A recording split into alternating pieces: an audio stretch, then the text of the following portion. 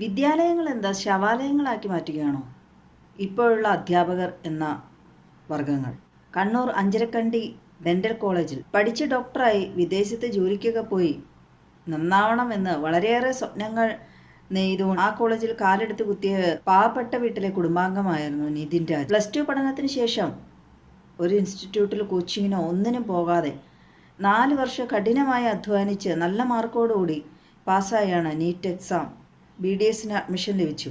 ആ കോളേജിൽ കാലുകുത്തിയോടുകൂടി തുടങ്ങി കഷ്ടകാലം. ആദ്യം കുറേ നാൾ സീനിയർ വിദ്യാർത്ഥികളുടെ റാഗിങ് ഭയന്ന് കുറച്ച് മാറി നിൽക്കുകയായിരുന്നു കോളേജിൽ നിന്ന്.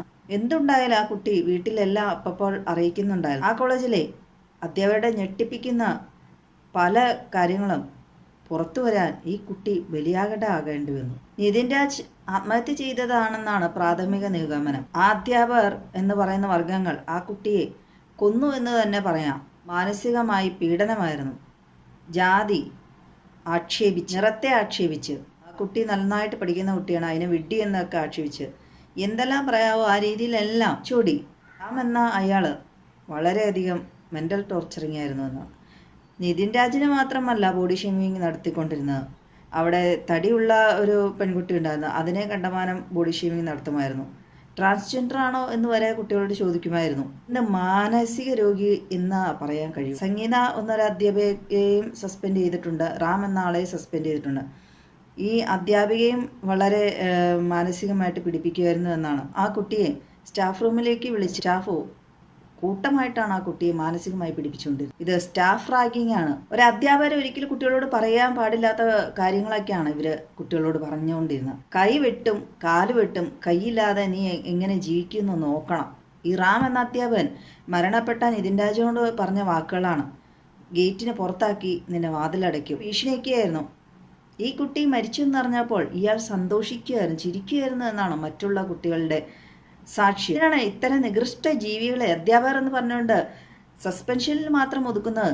പിരിച്ചുവിടണം ഇതുങ്ങളെല്ലാം. ജനങ്ങളുടെ നികുതിപ്പണവും ഈ കുട്ടികളുടെ ഫീസൊക്കെ ലക്ഷങ്ങളാണ്, അതെല്ലാം കൈപ്പറ്റി കനത്ത ശമ്പളം വാങ്ങിക്കുന്നതിൻ്റെ അഹങ്കാരമാണ്. പേരൻസിനോടൊക്കെ വളരെ മോശമായിട്ടാണ് റാം എന്ന ഈ അധ്യാപകൻ പെരുമാറിക്കൊണ്ടിരുന്നതെന്നാണ്. നിതിൻ രാജ് കഷ്ടപ്പെട്ട് മാർക്ക് മേടിച്ച് ജയിച്ചതിലുള്ള അസൂയായിരിക്കാം ഒരുപക്ഷെ ഇയാൾക്ക്, അതുകൊണ്ടായിരിക്കാം കൈ വെട്ടും എന്നൊക്കെ പറഞ്ഞത്. കഴിഞ്ഞാണല്ലോ എഴുതി മാർക്കൊക്കെ മേടിക്കണത്. ആ കുട്ടി ക്ലാസ്സിൽ പുതിയ അഡ്മിഷൻ കിട്ടിയിട്ട് ചെന്നിട്ട് നന്നായിട്ട് പഠിച്ചുകൊണ്ട് തന്നെയാണ് ഇരുന്നതെന്നാണ്.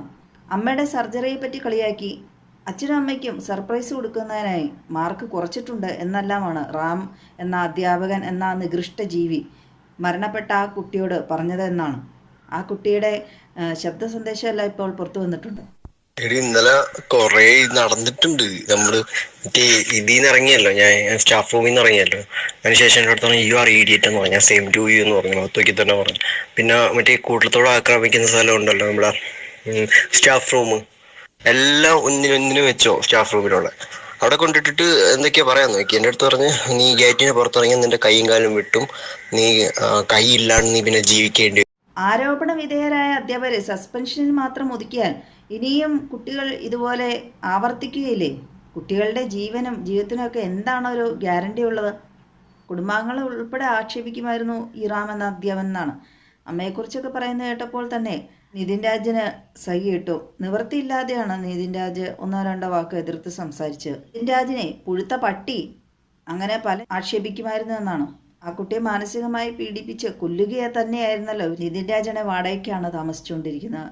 അച്ഛൻ കൂലിപ്പണിക്കാരൻ, അമ്മയും തൊഴിലുറപ്പിന് പോകുന്നു, 2 സഹോദരിമാരുണ്ട്. നിതിൻ രാജിനെ അച്ഛൻ ഒരിക്കൽ ഈ HOD വിളിച്ചപ്പോൾ ആക്ഷേപിക്കുന്ന രീതിയിൽ അയാൾ സംസാരിക്കുക, അയാൾ വലിയ എന്തോ അധികാരിയാണ്, അദ്ദേഹം കൂലിപ്പണിക്കാരനാണ് എന്നുള്ള രീതിയിലെല്ലാം വളരെമായാണ് സംസാരിച്ചതെന്നാണ്. ഒരിക്കലും വിളിക്കരുത്. ഇത്രയും അഹങ്കാരികളായവർ കുട്ടികളെ എങ്ങനെ പഠിപ്പിക്കൂ?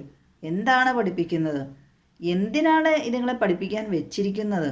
അധ്യാപകർ എന്ന പേരിൽ എടുത്തു മാറ്റണം ഇത്തരം വിഷവിത്തുകളെ അധ്യാപനം എന്ന വൃത്തിയിൽ നിന്ന്. ഒരു ജാതിയുള്ളൂ മനുഷ്യ നിറമേ ഉള്ളൂ രക്തത്തിന്. നിതിൻ രാജിന്റെ സഹോദരിയുടെ അഭിമുഖത്തിൽ കണ്ടായിരുന്നു, ആ കുട്ടി വീട്ടിലേക്ക് വരാൻ വേണ്ടിയിരുന്നാണ്, പിന്നെ എന്തോ അത്യാവശ്യമുണ്ട് എന്ന് പറഞ്ഞ് കോളേജിലേക്ക് വിളിപ്പിക്കുമായിരുന്നു. തുടരെ അധ്യാപിക ആരാണ്ടൊക്കെ എപ്പോഴും വിളിച്ചു ചോദിക്കുമായിരുന്നു, നിതിൻ രാജ് വണ്ടി കയറിയോ, കോളേജിൽ എത്തുമോ, ഇന്ന സ്ഥലത്ത് എത്തുമോ എന്നൊക്കെ പറഞ്ഞിട്ട് എപ്പോഴും വിളിയായിരുന്നു. വലിയ അന്വേഷണമായിരുന്നു എന്നാണ്.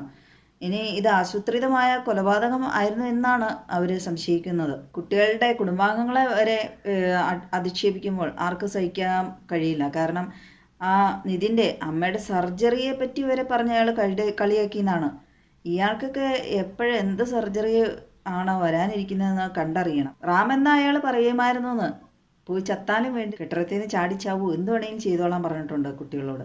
അയാൾക്ക് ഒരു ചുക്കും, അയാളുടെ അഹങ്കാരം, ധാർഷ്ട്യം അതെല്ലാം സർക്കാർ തന്നെ അവസാനിപ്പിച്ചു കൊടുക്കണം. ഇനിയും നിതിൻ രാജ്കുമാർ ആവർത്തിക്കാതിരിക്കാൻ. വിദ്യാഭ്യാസ മേഖലയെ തന്നെ നശിപ്പിക്കുന്ന, മോശമാക്കുന്ന രീതിയിലുള്ള ഇത്തരം അധ്യാപകരെ നല്ല നിലയ്ക്ക് നിർത്തേണ്ടത് അത്യാവശ്യകത തന്നെയാണ്. അധ്യാപകർക്കൊക്കെ ഇടയ്ക്ക് കൗൺസിലിംഗ് ഒക്കെ നൽകുന്നത് നല്ലതായിരിക്കും. നിതിൻ രാജ് എന്ന ആ കുട്ടി മയക്കുമരുന്നിനടിമയോ ദുശ്ശീലങ്ങളോ ഒന്നും ഇല്ലാത്തൊരു കുട്ടിയാണ്. എന്നിട്ടാണ് ആ കുട്ടിയെ ഇത്രയും മാനസികമായി പീഡിപ്പിച്ചത്. ആ കുട്ടി കുടുംബപരമായി നല്ല അടുപ്പമുള്ള ആളാണ്. എപ്പോഴും വീട്ടിലേക്ക് വിളിക്കുന്നു. വീട്ടിൽ നിന്ന് പുറത്തിറങ്ങാതെയാണ് ആ കൊച്ച് നീറ്റിന് വേണ്ടി തയ്യാറെടുപ്പുകൾ നടത്തിക്കൊണ്ടിരുന്നത്. നല്ല നടപ്പുകാരനായ ഒരു കൊച്ചിനെയാണ് ഇതുപോലെ കൊന്നുകളഞ്ഞത് അധ്യാപകർ എന്ന് പറയുന്ന ജന്തുക്കൾ. നിതിൻ എന്ന ആ കുട്ടിയോട് ക്ലാസ്സിലെ കുട്ടികൾ ആരും മിണ്ടുന്നുണ്ടായിരുന്നില്ല, പെൺകുട്ടികൾ ഒഴിച്ച്.